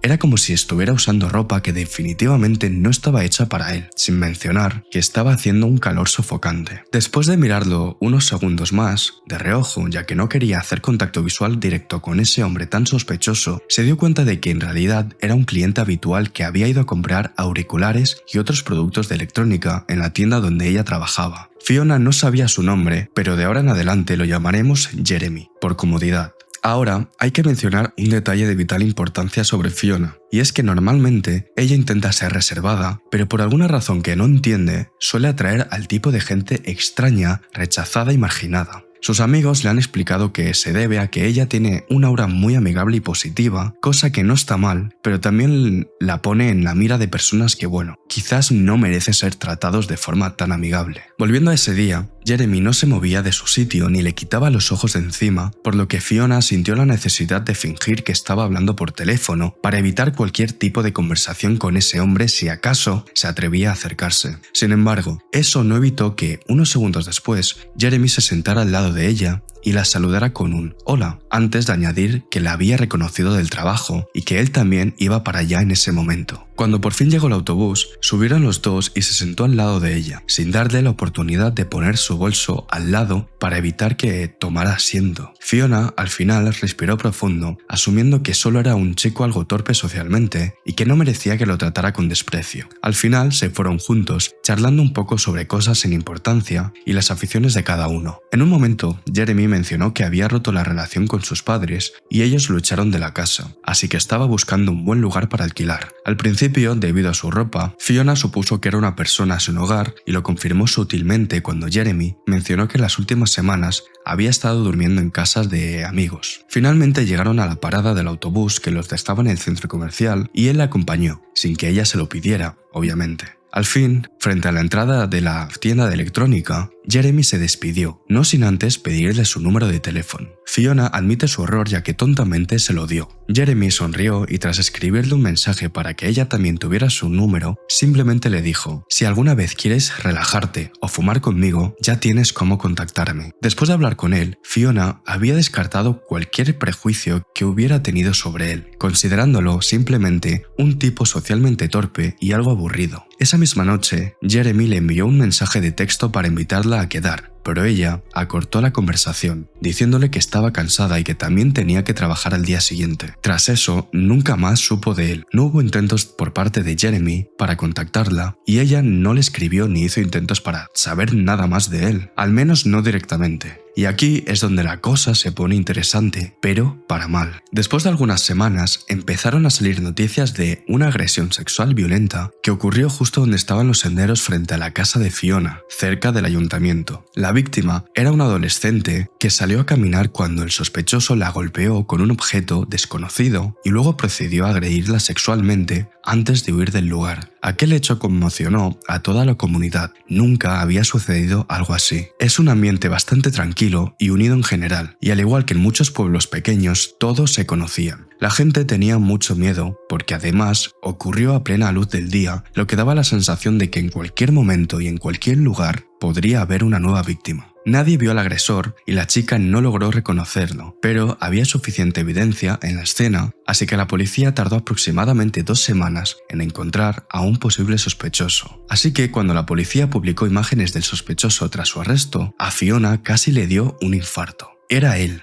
Jeremy, el mismo tipo que ella conoció en la parada del autobús, el que la acompañó al trabajo, le pidió su número y le estuvo enviando mensajes de texto durante toda la noche. Y todo esto apenas unas horas después de haber cometido este crimen horrible. Tenía los mismos ojos negros y vacíos y el mismo pelo largo y llevaba el mismo suéter, mochila y zapatos. Fiona empezó a revisar noticias anteriores para comparar la fecha y la hora de sus mensajes y todas coincidían. No hace falta decir que la intuición de Fiona sobre la gente es intermitente y que debería aprender a confiar más en ella misma cuando siente que hay algo más con una persona. Al final, su historia termina con este claro mensaje: Jeremy, no sé cuánto tiempo te habrán dado de prisión, pero espero que sea mucho, y si acaso sales algún día, por favor no nos volvamos a encontrar. Esta historia me ha dado la misma sensación de cuando he tenido el pensamiento, y seguramente creo que todo el mundo ha tenido este pensamiento de seguramente en algún momento de nuestra vida nos hemos cruzado por la calle o hemos estado al lado de un asesino o alguien que ha cometido algún crimen por el estilo y no lo sabíamos. Esta historia me ha dado esas vibes, ese sentimiento, y seguramente todos en algún momento hemos estado en una situación así sin saberlo, lo cual es espeluznante.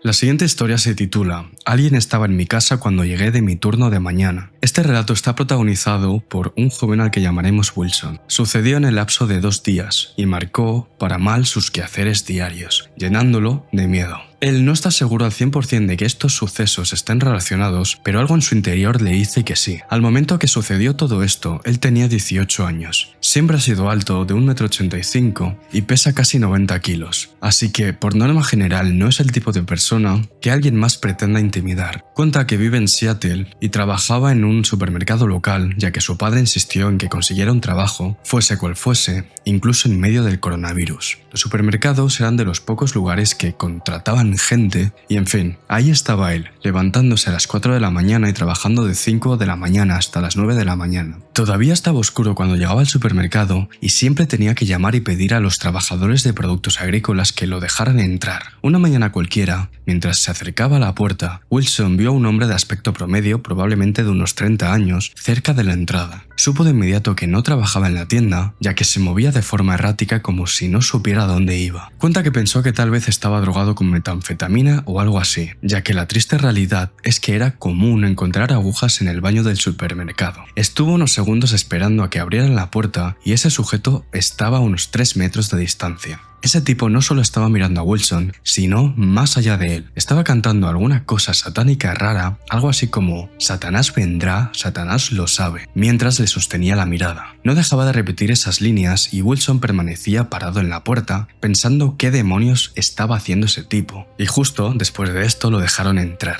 No pasó nada raro en el trabajo ese día y salió a las 9 de la mañana. De camino a casa recibió una llamada y el identificador indicaba que era de una ciudad cercana. Contestó y literalmente escuchó la respiración agitada de un tipo. Wilson se quedó ahí sentado, pensando que era una broma pesada. Como el audio sonaba por los altavoces de su coche, su respiración estaba amplificada, así que no sabe si fue intencional sonar tan espeluznante. Wilson, tras esto, se empezó a poner paranoico, ya que una vez leyó que si alguien te mantiene el teléfono mucho tiempo puede conseguir tu dirección IP, y aunque es sabido que eso es un mito urbano, en ese momento no estaba seguro. De pronto ese sujeto rompió el silencio diciendo el nombre completo de Wilson en tono de pregunta, pero también con una extraña excitación que lo inquietó muchísimo. En retrospectiva, fue una tontería confirmarlo, pero Wilson contestó: sí, ¿quién es? Y en ese instante, el hombre al otro lado del teléfono se detuvo y colgó. Al día siguiente, Wilson llegó al trabajo sin problemas y salió a las 9 de la mañana. Llegó a casa a eso de las 9:30 y vio el coche de su padre en la entrada, pero no le pareció extraño ya que solía seguir en casa a esa hora. Lo que sí le resultó extraño fue que la puerta de la casa estaba sin llave. Wilson pretendió no darle importancia, ya que, pese a todo, su padre estaba en casa,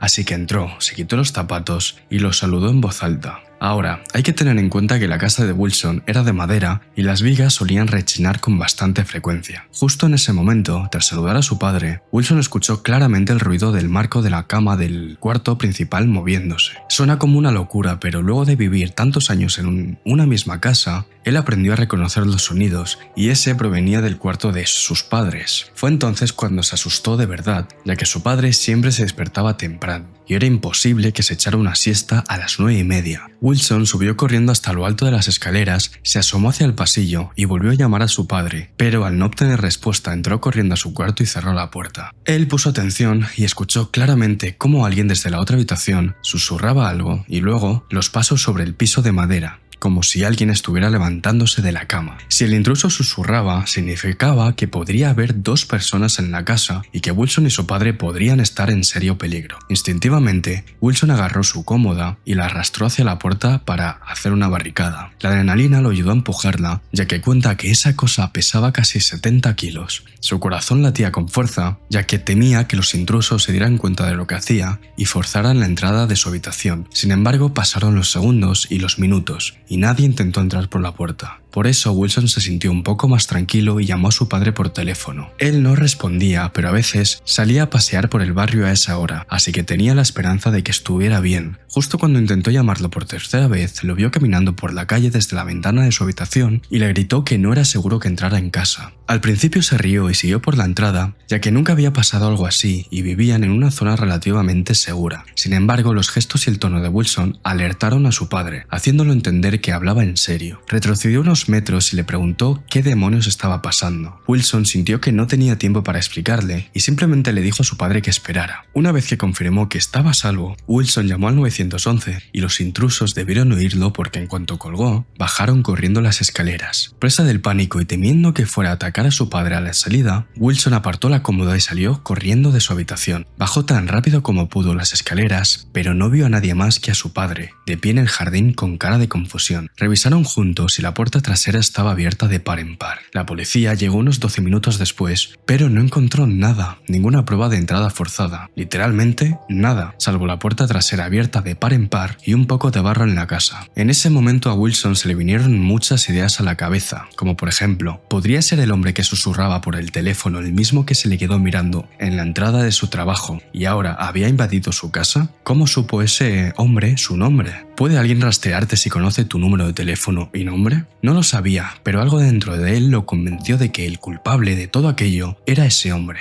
Ahora, la pregunta era, ¿qué intención tenía? ¿Acaso estaba intentando secuestrarlo? No tiene ni idea, pero desde entonces ha tenido parálisis del sueño y muchas pesadillas al respecto y teme constantemente que ese sujeto vuelva a su casa. Su historia termina con este mensaje: al adorador satánico no nos volvamos a ver. Y así termina esta historia y me gustaría haber sabido más si alguna vez ha pasado algo más con Wilson y este hombre, si lo volvió a ver o lo volvió a llamar, pero Wilson contó esta historia pocos días después de que sucediera este incidente, pero fue hace más de 4 años y no ha dado ninguna actualización, así que nada, nos quedaremos con la duda. Supongo que no le pasó nada porque lo habría escrito, ¿no?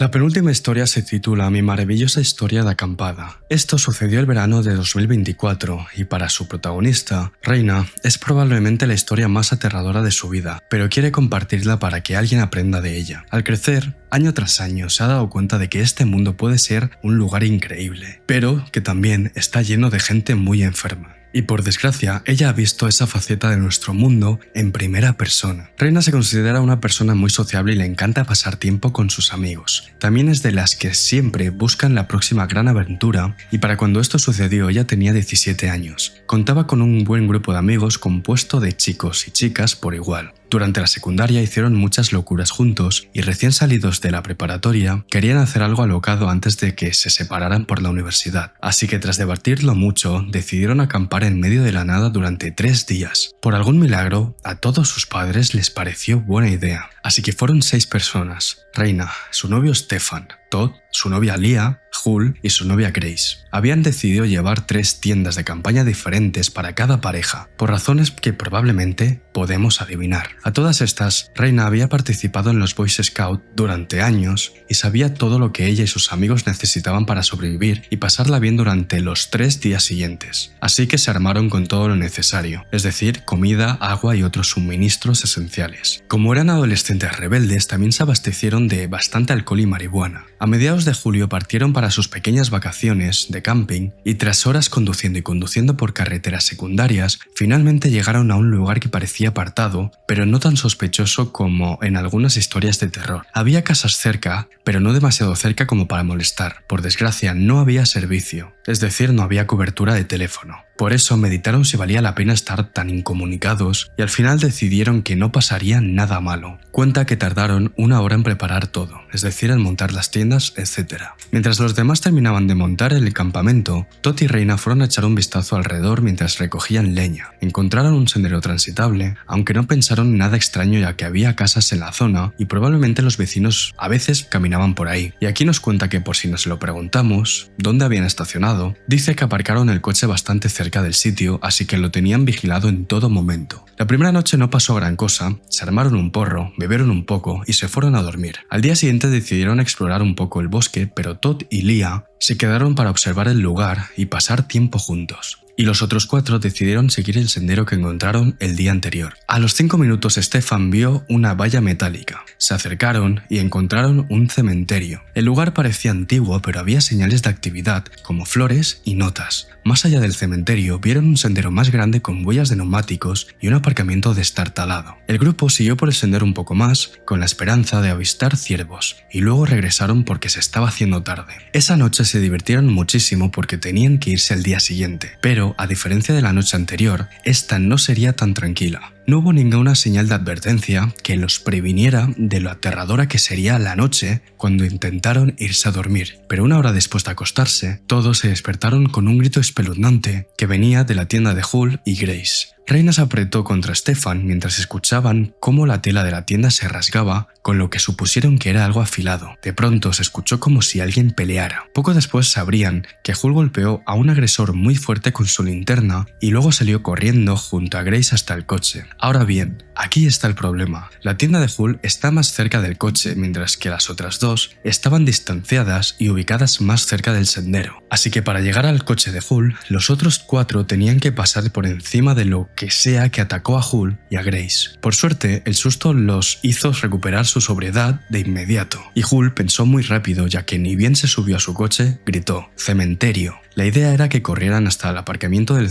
cementerio con la esperanza de que ahí los esperara Hull para poder huir de allí. En la confusión, Reina tomó del brazo a Stefan y salieron corriendo junto a Leah y Todd hacia el sendero. Mientras Stefan intentaba orientarse en la oscuridad, todos podían escuchar los quejidos de alguien y una palabra que los hizo congelarse: «vuelvan». Obviamente no lo obedecieron y para cuando llegaron al sendero, que llevaba al aparcamiento del cementerio, Grace y Hull no habían llegado. De hecho, un pensamiento preocupó mucho a Reina y es que ella no sabía siquiera si Hull sería capaz de encontrar el camino hasta ese aparcamiento. Todos treparon la valla metálica y entraron al cementerio, tropezándose con lápidas, aterrorizados porque podían escuchar que alguien los seguía. Por suerte, ya estaba completamente oscuro y guardaron silencio. Ese sujeto que los perseguía no parecía tener linterna porque los buscaba a tientas, pero sin ninguna luz para ayudarse, a Reina se le encogió el corazón al oír el temblor metálico como si alguien estuviera intentando saltar la valla. El tipo los había seguido, probablemente por el hecho de que Hull había gritado cementerio. Todos se quedaron quietos al oír el crujido del suelo mientras el tipo daba pasos lentos. En momentos de lucha o huida, las personas son capaces de mucho más de lo que creen, y al acercarse, Reina recordó que ella tenía su navaja suiza colgando en el bolsillo, y sin pensarlo corrió hacia él y se la clavó en la rodilla. El tipo se desplomó al suelo, con un grito de dolor y un sonido metálico al soltar el arma. Pronto los faros delanteros aparecieron en la esquina.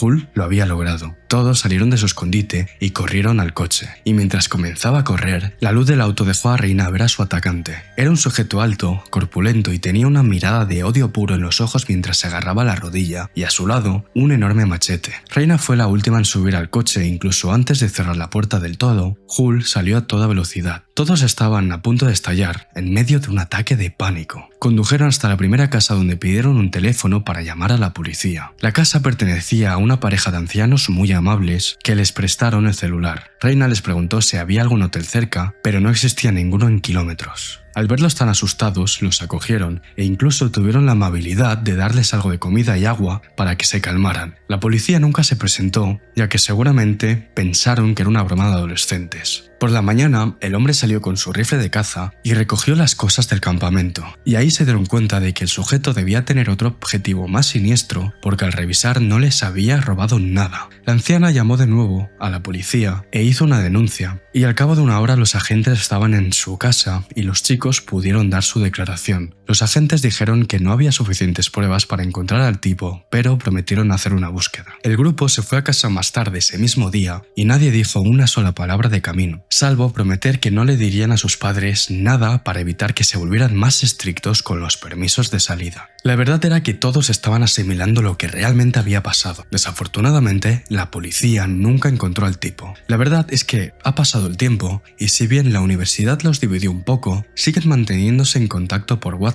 aunque nadie habla de ese incidente. En cuanto a Reina, ha analizado lo sucedido y piensa que, de poder cambiar algo definitivamente, buscaría un campamento con personas alrededor. Aislarse de esa manera puede ser muy peligroso, no importa si es un campamento de osos yogi, pero al menos la ayuda de los guardias y la policía está cerca. Y en cuanto al asaltante, tiene un mensaje. Espero que ese lindo corte que te hice en la rodilla te haya hecho reflexionar un poco, y si no es así mejor no nos volvamos a encontrar.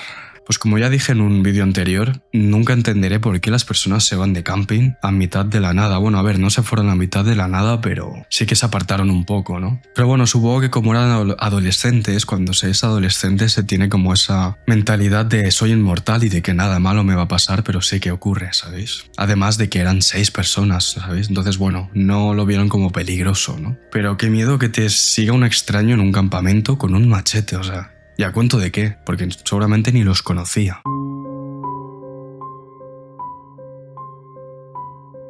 La última historia se titula Debe haberle gustado mi champú. La última historia está protagonizada por Natasha, una chica irlandesa que, a mediados de 2007, tenía 22 años. Por aquel entonces le encantaba ir a discotecas y bailar toda la noche. Un fin de semana salió con unos amigos, entre ellos su primo Danny. Fueron a un local, tomaron copas y bailaron One More Time de Daft Punk y otros éxitos de la época hasta bien entrada la madrugada. Como Natasha no vivía en la ciudad en ese momento, se quedó en casa de Danny. Tenían la nevera llena de cerveza para cuando volvieran y planeaban emborracharse y charlar un rato mientras escuchaban música. Probablemente salieron de la discoteca a las 2 de la madrugada y tomaron un taxi a casa. De vuelta en casa de Danny, pasaron unas horas escuchando a Led Zeppelin, Nirvana y Metallica. Danny tocaba en una banda de rock y les encantaban los clásicos. Sobre las 3 de la madrugada, Henry, el compañero de banda de Danny, llamó y le preguntó si podía ir a pasar la noche. Él había estado de fiesta en otro sitio y necesitaba un sitio donde dormir, ya que su casero no lo dejaba entrar al departamento después de las 12. Danny vivía solo en una casa de 3 habitaciones, así que le dijo que no había problema, pero le explicó que pasarían una noche tranquila. En otras palabras, que no debía llevarse a nadie más. Henry llegó 5 minutos después y parecía súper amable y se presentó de forma cortés y dejó claro que no quería molestar. Siendo el baterista de la banda, se veía exactamente como Natasha lo imaginaba. Cabello largo, camiseta de pantera, lavanda y jeans rotos. Sin embargo, su comportamiento cambió al poco después de un rato.